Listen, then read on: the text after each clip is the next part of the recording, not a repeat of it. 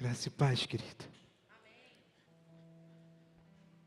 Dentro desse ambiente, antes de entrar no texto que nós vamos trabalhar essa noite, eu queria ler um outro texto como introdução, para a gente entender o que é a atmosfera de culto a Deus e não a homem, para a gente entender qual é o propósito de nós estarmos reunidos aqui mais uma vez.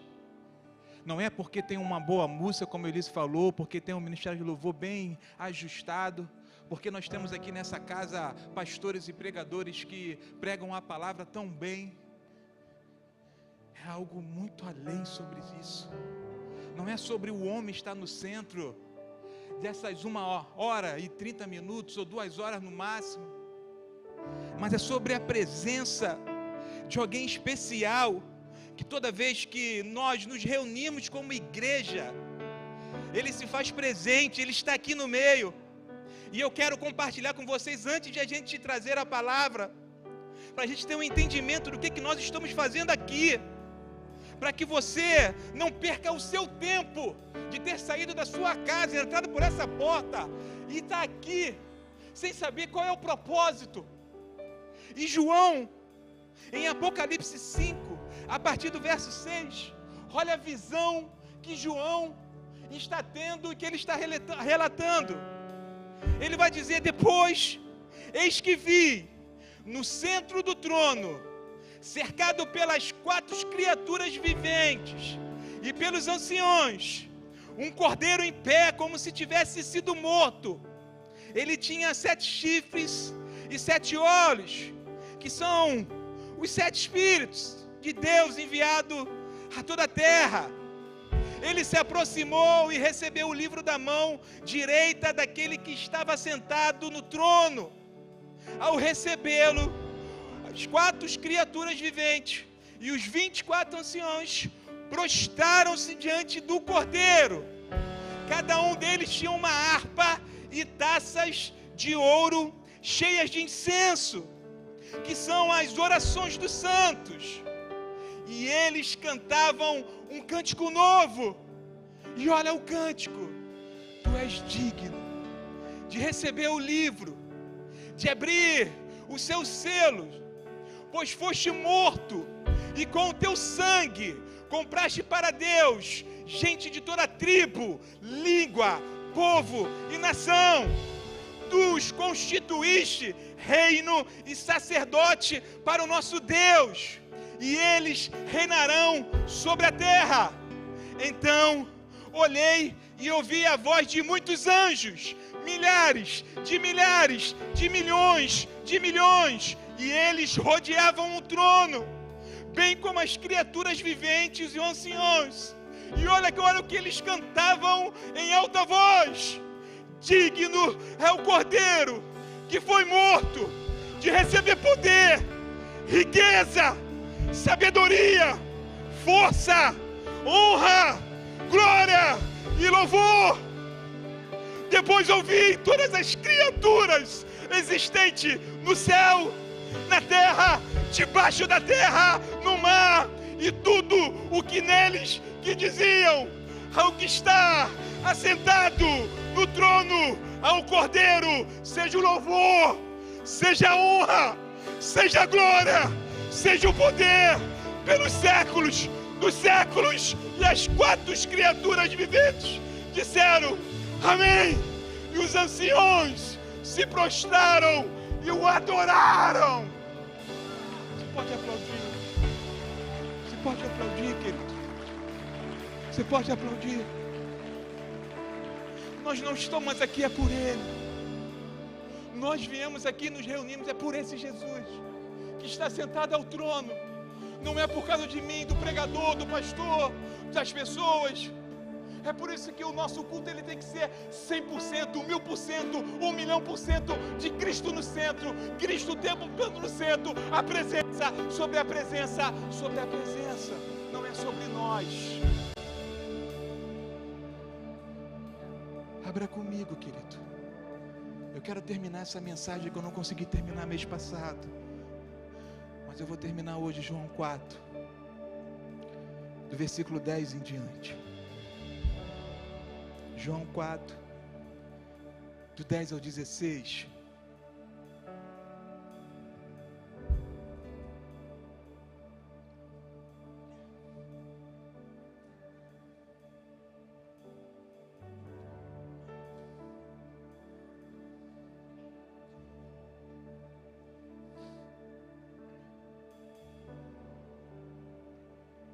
É um texto maravilhoso.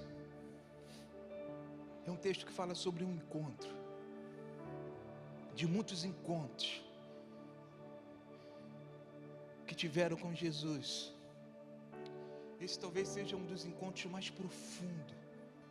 Esse talvez seja um dos encontros que mais impacta. É o encontro de Jesus com essa mulher. O texto diz assim a partir do 10: se você conhecesse o dom de Deus e quem está pedindo água, você lhe teria pedido e eu lhe daria água viva. A mulher disse: o Senhor não tem como tirar água e o poço é fundo. Onde pode conseguir essa água viva? Acaso o Senhor é maior do que o nosso pai Jacó, que nos deu o poço do qual ele mesmo bebeu, bem como os seus filhos e o seu gado? Jesus respondeu: quem beber dessa água terá sede outra vez, mas quem beber da água que eu lhe der nunca mais terá sede. Ao contrário, a água que eu lhe der se tornará nele uma fonte de água a jorrar para a vida eterna. A mulher disse: Senhor, dê-me dessa água, para que eu nunca mais tenha sede, e nem preciso voltar aqui para tirar água. Ele lhe disse: vá e chame o seu marido e volte. Eterno Pai, Deus soberano, Pai, nesse ambiente aqui, ó Pai, de plena contemplação, que nós queremos contemplar a Tua glória nesse lugar, ó Pai, de Jesus totalmente no centro, Deus, nós pedimos que a Tua palavra, ó Pai, fale profundamente aos nossos corações, que não seja uma boa palavra, ó Pai, mas que seja uma palavra, ó Pai, que melhore a nossa vida, que seja o evangelho genuíno, que transforma o nosso interior, no nome de Jesus, amém. Sabemos que esse encontro com essa mulher samaritana, a gente sabe que o Reino do Sul, capital Jerusalém, Reino do Norte, capital Samaria, e aí nós estamos falando após a divisão que teve dos reinos de Israel. E aí sempre houve um conflito entre os samaritanos e os judeus, porque os samaritanos, quando entendemos e estudamos toda a história, após toda essa questão dessa divisão, os samaritanos eram judeus, o qual eles começaram a se relacionar e a casar com pessoas de outros povos. Então os samaritanos eram os judeus mesclados, onde que eles se uniram aos outros povos, casaram com os outros povos, e eles criam somente no Pentateuco.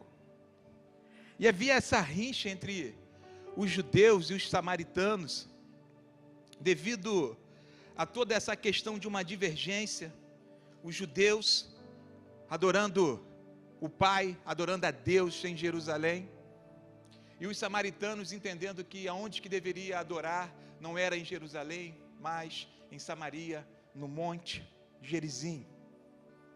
E aí, nós temos agora esse encontro de Jesus com essa mulher samaritana. E aí a gente vê João nos seus primeiros capítulos, ele no capítulo 2, ele vai narrar a festa, o casamento, na Galileia, ali em Canaã. Ali é o início do ministério de Jesus, um milagre. Há um milagre de Jesus justamente num dos lugares mais felizes do mundo. Jesus inicia o seu ministério num lugar mais feliz que pode ser, que é uma festa de casamento. Vamos ser sinceros. Alguém já foi em festa de casamento que todo mundo estava triste? Alguém já foi em alguma festa de casamento que parecia um velório? Não. A festa de casamento, de fato, é um lugar de alegria, é um lugar de festa, é um lugar que quando a noiva entra, todos ficam de pé para ver a noiva, né? Ninguém faz isso para o noivo, mas para a noiva fazem. É atração. As mulheres ficam encantadas. As que sonham em casar, ficam olhando e sonhando, imaginando quando chegar a vez dela, o dia dela. As que casaram, ficam imaginando e lembrando quando foi o momento delas. Os homens também ficam ali olhando, pensando, imaginando e falando: fulano está lascado, não me avisaram nada, também não vou avisar para ele. E é um lugar de muita alegria. E Jesus inicia o seu ministério, e Jesus faz o seu primeiro milagre, não num lugar de tristeza, não num hospital, não num lugar onde que faltava comida. Jesus, ele decide iniciar o seu ministério num lugar onde que há alegria e há felicidade. Mas, em determinado momento, até nesses lugares de alegria e de felicidade, chega um momento que há falta. E aí, para a gente entender e entrar no texto também, e entender a questão dessa mulher, entender a questão do homem, do ser humano, que sempre tem anseio por algo. Nós sempre temos um vazio dentro de nós, que está ansiando por algo. E quando nós não temos o conhecimento e o entendimento correto, o que preenche esse vazio, nós passamos a nossa vida inteira procurando, buscando situações e coisas que venham preencher esse vazio. E aí, querido, no capítulo 3, nós temos aquele encontro de Jesus com Nicodemos, um judeu, um fariseu, mestre da lei. E aí chegamos no capítulo 4, Jesus agora está tendo um encontro com uma mulher samaritana. No 3, com um judeu, fariseu, mestre da lei. No 4, com uma mulher samaritana. Até o capítulo 4 nós já conseguimos entender que João já está deixando bem claro que a salvação é para todos. Até o capítulo 4 João já está deixando bem claro que a salvação e que o desejo de Deus não é salvar somente os judeus. Se fosse isso ele parava ali em Nicodemos. Mas quando a gente vê esse encontro de Jesus com essa mulher samaritana, fica bem claro que a vontade de Deus, ou melhor, o desejo de Deus, é que todos os povos, não somente os judeus, sejam salvos e alcançados. E aí entra no texto que nós acabamos de ler desse encontro, Jesus saindo da Judéia, voltando para a Galileia, e aí é necessário ele passar, algumas palavras diz, teve que passar por Samaria, e aqui existem muitas discussões sobre o necessário teve.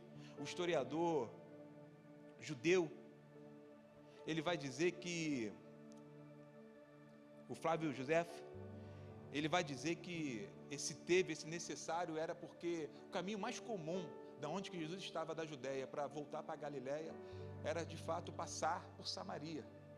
Esse era o caminho mais comum. E aí Jesus está entrando em Samaria, encontra com essa mulher, e aí ele tem esse diálogo com essa mulher que acabamos de ler, do 10 ao 16, e o diálogo prolonga, mas nós lemos esses 7 versículos.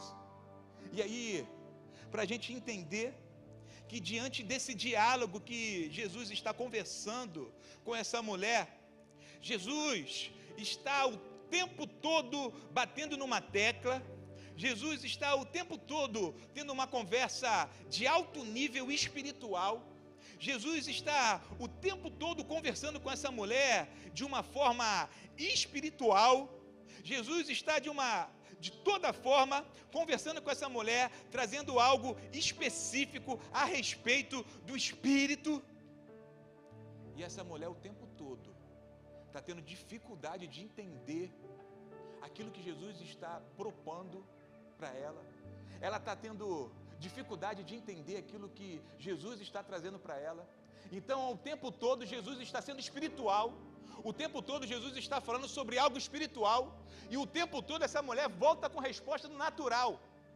Jesus está trabalhando uma conversa automaticamente espiritual. E as respostas estão vindo automaticamente pela mulher natural. Pelo natural, pela carne. Ela não está tendo o discernimento do que Jesus está apresentando para ela. Ela não está conseguindo discernir de fato o que Jesus está querendo falar e o que Jesus está propondo. Ela está tendo dificuldade. E aí é por isso do tema da mensagem para essa noite que nós precisamos virar a chave para o Espírito Santo.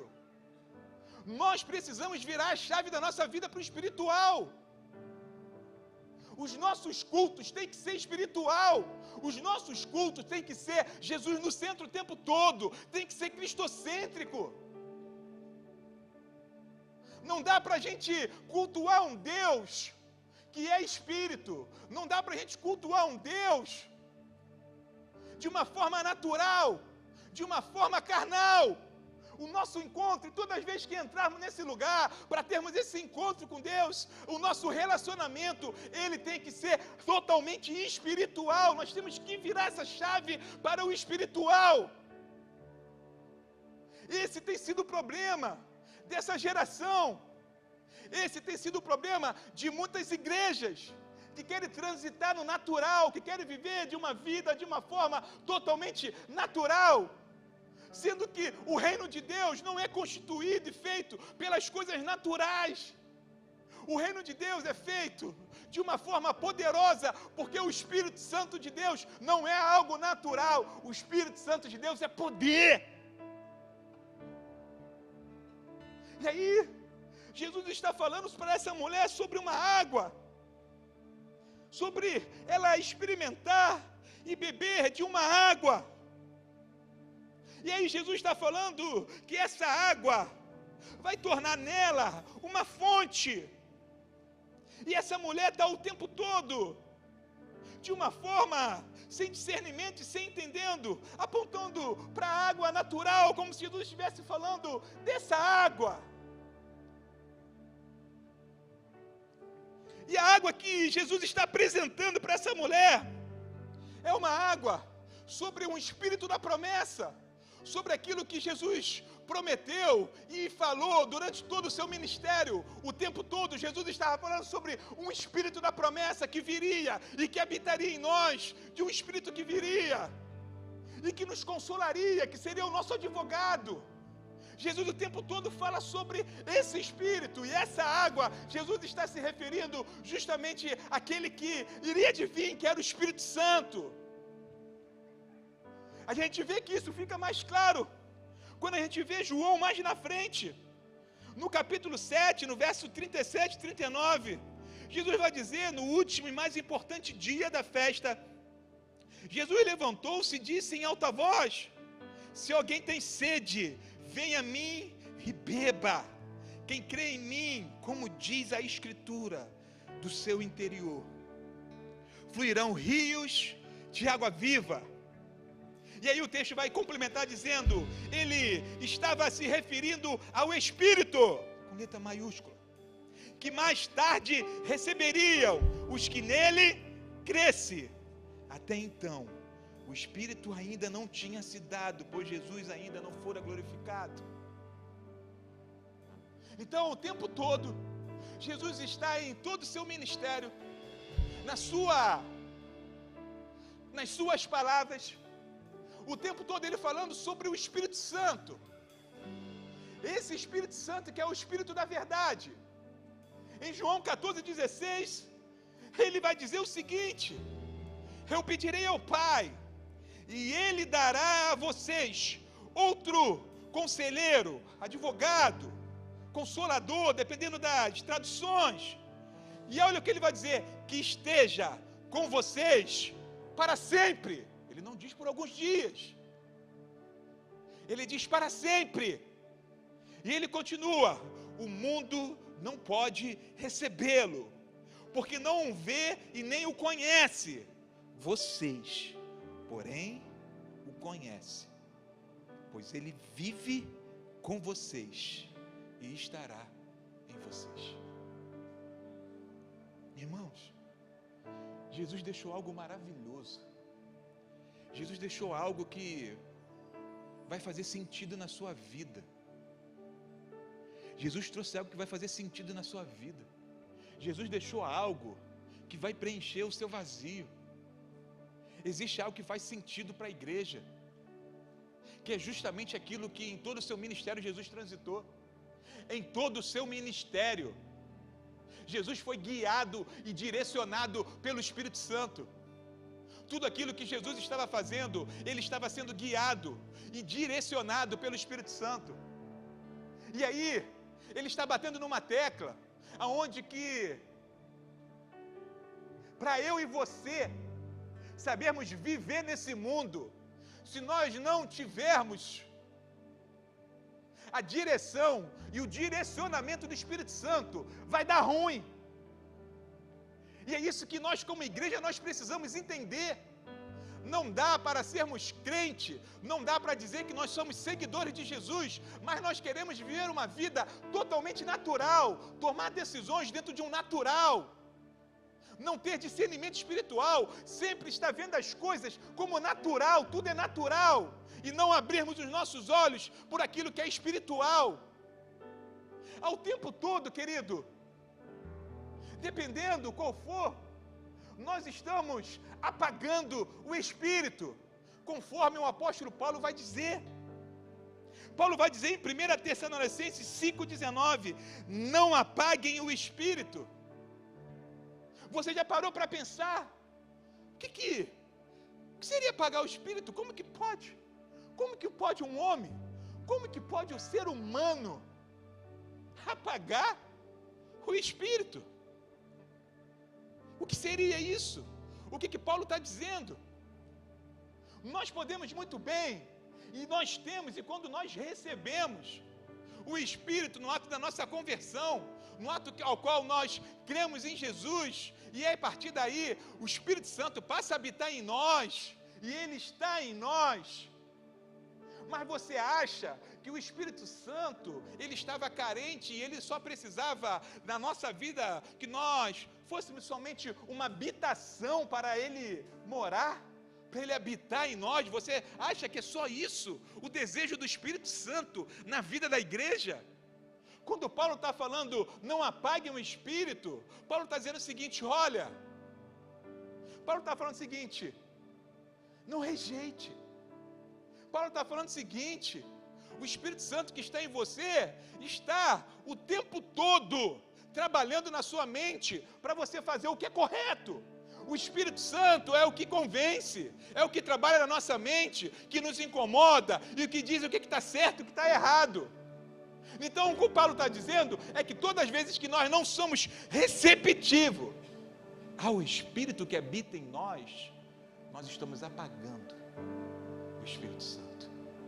Toda vez que nós queremos viver da nossa forma, toda vez que nós queremos viver do nosso jeito, da nossa vontade, toda vez que nós queremos preencher os nossos vazios, procurando no natural, procurando nas vontades humanas, no desejo que satisfaça a nossa carne, nós estamos apagando o Espírito. Todas as vezes que nós não queremos fazer a vontade de Deus, todas as vezes que nós sabemos aquilo que nós precisamos fazer, sabendo aquilo para o qual nós fomos chamados, sabendo para aquilo a qual temos um propósito para cumprir, depois que o Espírito Santo passou a habitar em nós, e nós não fazemos, e nós não queremos fazer, é porque nós estamos apagando o Espírito, nós não estamos receptivos a Ele.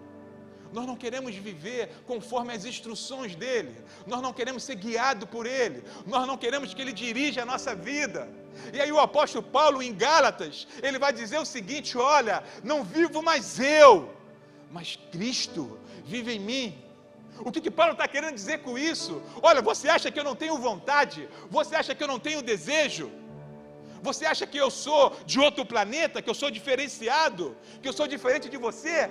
O apóstolo Paulo está dizendo o seguinte: eu tenho isso tudo também, mas eu decidi não viver os meus prazeres e conforme as minhas vontades. Eu decidi que o Espírito, Cristo que habita em mim, Ele dirija a minha vida e guie os meus passos. E o convite de Jesus para essa mulher é justamente esse. O convite de Jesus para essa mulher é justamente esse: olha, existe algo poderoso, existe um Espírito da promessa que está próximo, Ele há de vir, Ele há de cumprir aquilo que é a minha palavra. E se você experimentar dessa água, se você beber dessa água, querido, aí a sua vida vai fazer sentido. Se você deixar a sua vida ser dirigida, e você agora a partir desse momento virar a chave para o Espírito, e deixar que Ele conduza a sua vida, aí você vai ver que os vazios da sua vida vão fazer uma forma que vão completar. Porque essa mulher, o texto diz que ela já tinha 5 maridos, e aí Jesus fala: você teve 5 sim, e tem um 6º aí, que não é seu. E Jesus está falando de 6 homens, e 6, dentro da numerologia, fala sobre a plenitude do homem. E Jesus simplesmente está falando para ela: olha, tudo que poderia ter nessa terra, nesse mundo, você já experimentou. A plenitude de que você poderia, você já teve, e você continua vazia. Tudo que você imaginou que poderia fazer sentido na sua vida, o casamento, a compra de uma casa, realizações, sonhos, viagem, carro, tudo que você imaginou que quando você tivesse ia fazer sentido na sua vida, você viu que quando você teve não fez sentido, você continua vazia. Mas Jesus está dizendo: mas agora você está diante do 7º, que sou eu. E 7 na Bíblia é o número da perfeição. Jesus está dizendo: agora você está diante do homem perfeito, você está diante agora do homem que é pleno. E se você experimentar do meu Espírito, você vai ver que a sua vida agora vai fazer sentido. Se você experimentar do meu Espírito e beber da minha água, você vai ver que agora os seus vazios não existirão mais.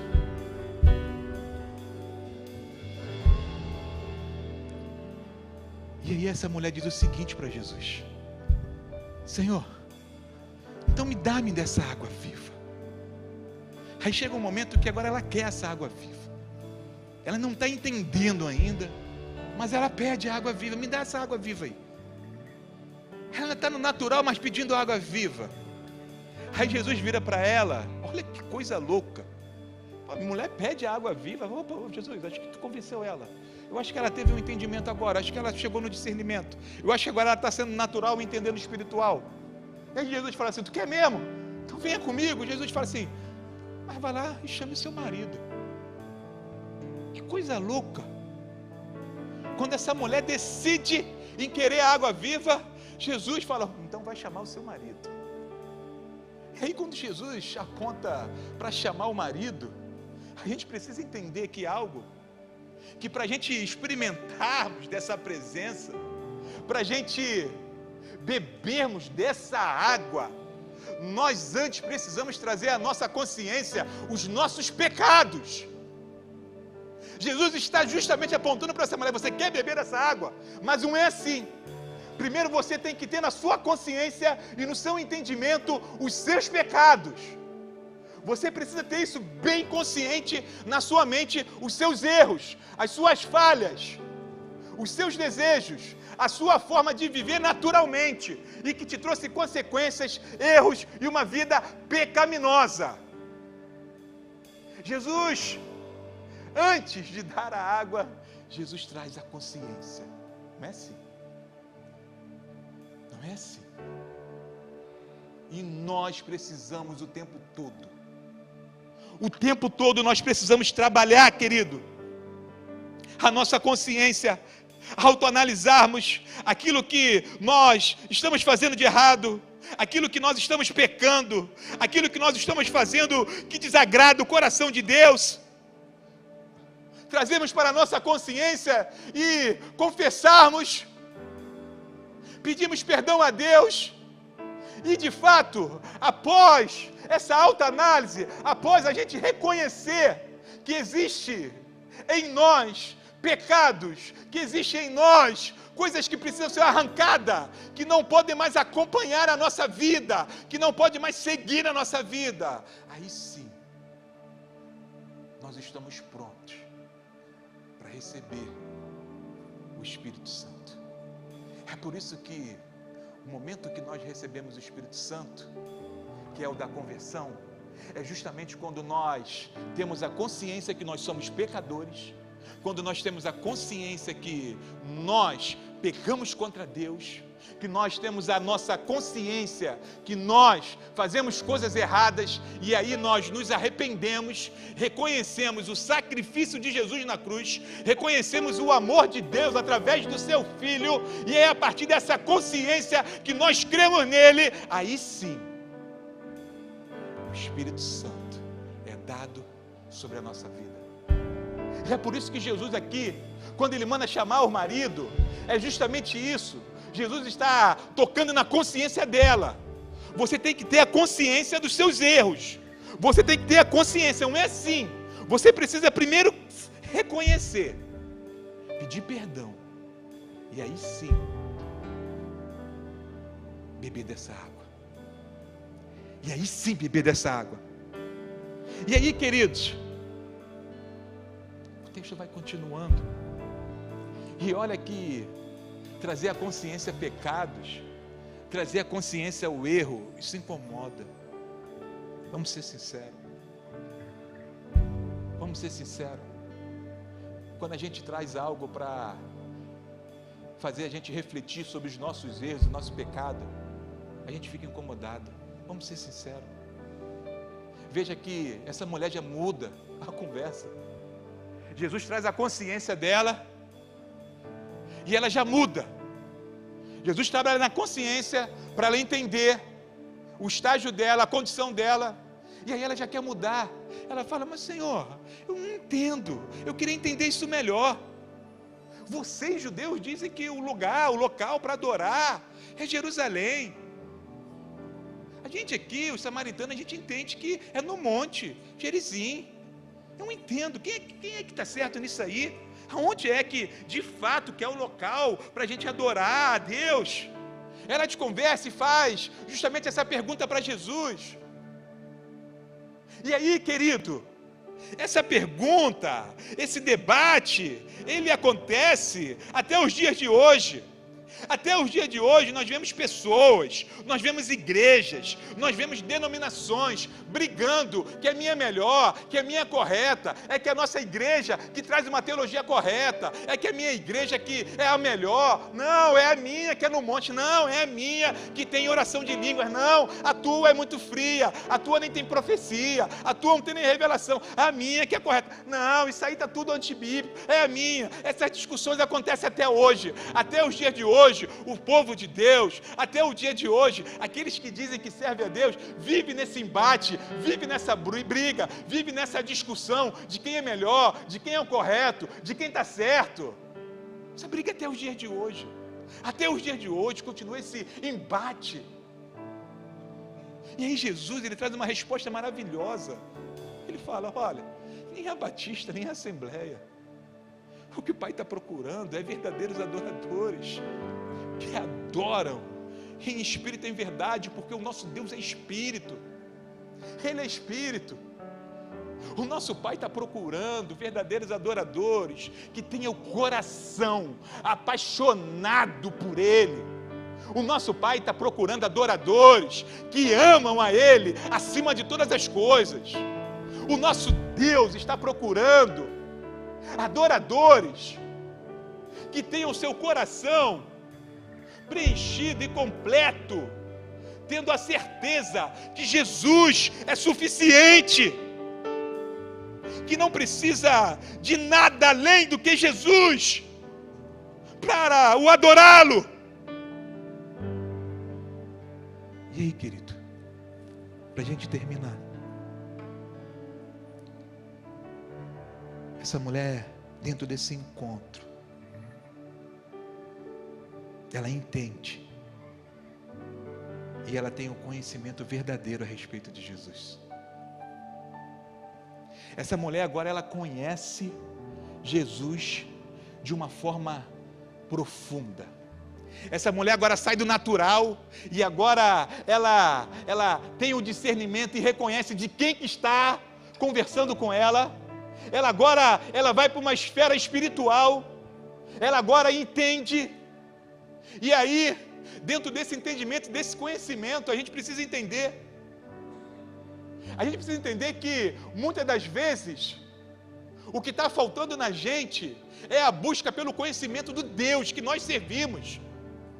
Irmãos, nós precisamos entender isso. Deus é infinito. Nós precisamos entender isso. Deus é Pai da eternidade. Ele não é só eterno. Dizer que Deus é eterno talvez seja até apequenar a Deus, porque a Bíblia, a palavra vai dizer que Ele é Pai da eternidade. Ele transcende qualquer coisa, espaço, tempo. Não há limite nesse Deus. Não tem como limitar o nosso Deus. E aí, nós vivemos às vezes uma vida com base somente naquilo que a gente conhece de Deus. O que você conhece de Deus? Deus é isso. E aí a gente vive uma vida com conhecimento às vezes superficial, raso, muito pouco de um Deus onde que não esgota o conhecimento sobre os seus atributos, sobre a sua presença, sobre a sua glória. Não esgota. É por isso que o profeta vai dizer o seguinte: olha, prossigam em conhecer a Deus. Não pare. Entrou nessa estrada, querido, entrou nesse caminho, agora nós precisamos prosseguir em conhecer a Deus. Muitas vezes a nossa vida não é mudada, muitas vezes a nossa vida não é transformada, porque nós estamos estagnados naquilo que nós conhecemos de Deus, na nossa conversão, naquilo talvez que alguém falou sobre Deus pra gente, a gente falou, eu creio nele e acabou, e o seu único conhecimento a respeito de Deus é esse. E aí você tem uma vida tão, tão rasa, tão vazia, só que você serve um Deus tão grande, você serve um Deus, que é infinito. Você acha o quê? O texto de introdução que nós lemos sobre Apocalipse, os 4 seres viventes, os 24 anciões, os anjos, milhares, milhões. O texto diz que eles cantavam um cântico novo. O que isso quer dizer, cantavam um cântico novo? Porque na eternidade vai ser assim. Porque se esse Deus fosse limitado, se Ele só fosse bom, maravilhoso, Deus forte, conselheiro, Pai da eternidade, beleza, Deus, já sei que você é isso, isso aqui. Chega uma hora que fica entediante. Eu já sei, não tem mais nada de Deus que não tem mais nada, já sei tudo. Mas porque eles cantam o tempo todo, porque eles não param de se prostrar e de adorar a esse Deus, porque lá na eternidade, na glória, o tempo todo eles estão conhecendo algo de Deus que eles não conheciam, porque Ele é infinito, Ele é eterno. É por isso que o texto diz que eles cantavam um cântico novo, porque eles estavam vendo, caramba, algo novo de Deus que nós não conhecíamos. Vamos exaltar, vamos adorar, vamos nos prostrar. E aí nós queremos ficar estagnados. Tanto de Deus para a gente conhecer, tanto de Deus para a gente avançar. Aí a gente fica aqui, e aí tem gente que às vezes se incomoda. Está aqui na igreja, estamos aqui na adoração, no louvor fluindo, Sidão. Aí de repente a irmãzinha ali, vou dar um exemplo, já que eu falei Sidão, Lília, já viu tua esposa adorando às vezes? Já viu? É meio assim, não é? Não é assim? Rapaz, isso é gostoso de se ver. Aí tem gente que olha e fala, que isso? Palhaçada é essa? Não quer se aparecer na igreja? Não quer se aparecer não, irmão. Sabe o que acontece? É que talvez ela conhece e está conhecendo algo de Deus que você não conheceu ainda. É por isso que ela está expressando a alegria dela. Você está entendendo? Porque às vezes tem irmão do nosso lado que está se movimentando no nosso lado de uma forma diferente, e a gente está falando assim, que palhaçada, quer se aparecer no culto? Não quer se aparecer não. É que talvez ele está experimentando algo que ele está conhecendo de Deus que você não conheceu ainda, e você está achando que é palhaçada, mas não é palhaçada não. É algo que está transformando a vida dele, é algo que ele está vendo e que ele está contemplando, e que ele quer expressar, assim como os anjos, assim como os 24 anciões, assim como os 4 seres viventes, o tempo todo, que estão contemplando a glória de Deus, algo maravilhoso de Deus, algo que eles não conheciam, e eles manifestam, eles se prostram, eles levantam a mão, eles erguem a sua voz mais forte ainda. Oh. Querido, a gente tem que prosseguir a conhecer esse Deus é infinito, tem muita coisa para a gente experimentar, tem muita coisa para a gente viver sobre esse Deus que nós não vivemos ainda. Não apague o Espírito, não apague o Espírito, Ele habita em vós, está em vós, quer guiar a nossa vida. Esse Deus quer se fazer conhecido, Ele quer que você experimente mais, conheça mais, para que a sua vida espiritual, querido, vá para um outro patamar. E quando essa mulher tem o conhecimento de Deus que ela não tinha, a reação dela é: deixa eu ir para a cidade e falar para todos, deixa eu dizer para todos a partir de agora do Deus que eu acabei de conhecer, do Messias, do Jesus. Primeiro aquela mulher, ela passa a ter o conhecimento. E aí depois que ela tem o conhecimento, o que ela vai fazer, a alegria que ela tem de conhecer Jesus é que não para nela. Ela diz o seguinte: eu conheci esse Jesus, agora ele precisa ser conhecido para Giovana. Quanto mais nós conhecemos sobre Deus, não tem que parar em nós. Quanto mais nós conhecemos Deus, não tem que ficar em nós. Aquela mulher me ensina isso. Quando ela conheceu a respeito de Jesus, ela não guardou aquilo para ela. Aí ela se manifestou de uma forma de alegria, que ela foi para a cidade e ela disse: vejam, venham ver o homem, venham ver aquele que é diferente, venham. E é isso que nós precisamos fazer a cada momento que nós, como igreja, estamos prosseguindo a conhecer mais sobre Deus. E quanto mais nós conhecemos, nós temos que fazer esse Deus ser conhecido por outras pessoas. É isso o propósito da nossa igreja, do nosso trabalho. Mas tem gente que está conhecendo mais de Deus, está estudando a palavra, está investindo. Aí, ao invés de suas atitudes e de suas práticas serem de uma forma humilde, de que, olha como que esse Deus é maravilhoso e eu quero que você também conheça Ele, aí nós temos um monte de gente, alguns bestas, me desculpe a palavra, que quando conhece um pouquinho mais de Deus, sobe no púlpito, sobe no altar com arrogância e quer mostrar: olha como que eu sei, olha como que eu sei, olha como aqui, olha como que eu falo, olha como que eu descobri isso, olha como que eu sei que, e olha isso, e olha aquilo, e olha aquilo. Isso não revela Deus, querido. Isso só revela um homem arrogante, isso só revela um homem soberbo. Não é isso que Deus quer quando Ele está de uma forma que você está conhecendo mais Ele. Você está conhecendo mais desse Deus. Não é dessa forma que Ele quer que você passe o conhecimento sobre a respeito dEle. Não é de uma forma arrogante, não é de uma forma soberba. Não é de uma forma de querer humilhar os outros pastores, de querer humilhar os outros pregadores, e de querer dizer que a sua teologia é melhor, e de querer desconstruir muita coisa, porque você agora está conhecendo algo de Deus que ninguém conhecia, que Deus agora te deu uma revelação, uma iluminação, algo que ninguém tinha. Soberba. Não é para isso que Deus se faz conhecido para você.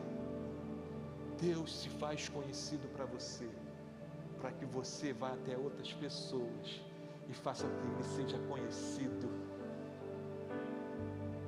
É isso que os nossos PGRs precisam entender. Nós estamos vivendo um momento de consolidação dos PGRs, de pastoreio, de cuidado dentro dos nossos PGRs, mas nós precisamos virar a chave.